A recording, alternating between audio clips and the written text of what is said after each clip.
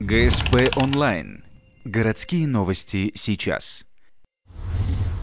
Четверг, 19:45. Автодорога Усть-Ухта-Ухта. Водитель красной шестерки ехал из Усть-Ухты в Ухту, превысил скорость и не справился с управлением. В результате вылетел на встречку и столкнулся лоб в лоб с «Волгой». Водитель шестерки получил серьезные травмы. Один из его пассажиров скончался до приезда скорой. Как сообщили сотрудники ГИБДД, водитель за рулем был без прав, а автомобиль принадлежал погибшему пассажиру. Сам хозяин, это который у нас, получается, погиб. Он сидел на переднем пассажирском сидении. Получается так, что доверил своему другу или не знаю кому.